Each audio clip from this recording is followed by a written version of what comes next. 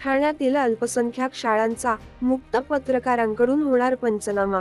मुक्त पत्रकार न्यूजमध्ये आपले हार्दिक स्वागत। आजची ब्रेकिंग न्यूज ठाणे जिल्ह्यातून असली तरी तिचा संपूर्ण महाराष्ट्रातील गोरगरीब जनतेच्या मूलभूत गरजेशी संबंध आहे, म्हणूनच ही बातमी महत्त्वाची आहे। संपूर्ण महाराष्ट्रात राज्य शासनाच्या निर्णयानुसार खाजगी शाळांमध्ये 25% जागा आर्थिक आणि सामाजिक दुर्बल घटकांसाठी राखीव आहेत। पण नियम फाट्यावर मारले नाहीत तर ती खाजगी शाळा कसली? म्हणूनच खाजगी शाळांनी एक नवा फंडा शोधून काढला, तो म्हणजे शाळेला अल्पसंख्याक दर्जा मिळवून घेणे। अल्पसंख्याक दर्जा असलेल्या शाळांना बरेच नियम लागू नसल्याने त्यांना मनमानी कारभार करता येतो।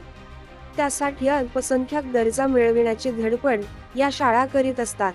या धडपडीचा एक भाग म्हणजे शिक्षण विभागातील अधिकाऱ्यांना सांकेतिक प्रसाद व दक्षिणा देणे।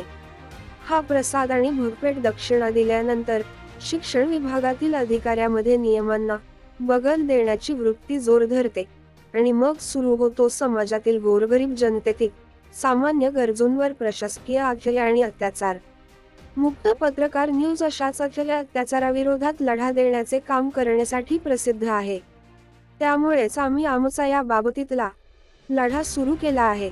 महाराष्ट्राची अघोषित राजधानी आणि भ्रष्टाचाराचे माहेरघर बनत चाललेल्या ठाणे जिल्ह्यापासून आरटीई प्रवेश प्रक्रियेमध्ये ठाणे जिल्ह्यात धक्कादायक बाबी लक्षात आल्या असून या प्रवेश प्रक्रियेतील भ्रष्टाचाराच्या मुळापर्यंत जाऊन लबाडांना धडा शिकवणार हे आता निश्चित झाले आहे।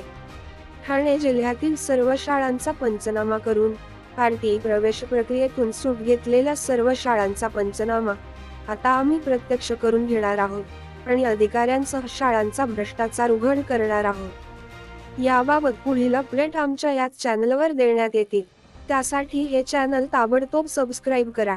धन्यवाद। मुक्त पत्रकार न्यूजचे बेधडक शोधपत्रकार आणि प्रतिनिधी बनण्यासाठी आमच्याशी संपर्क साधा।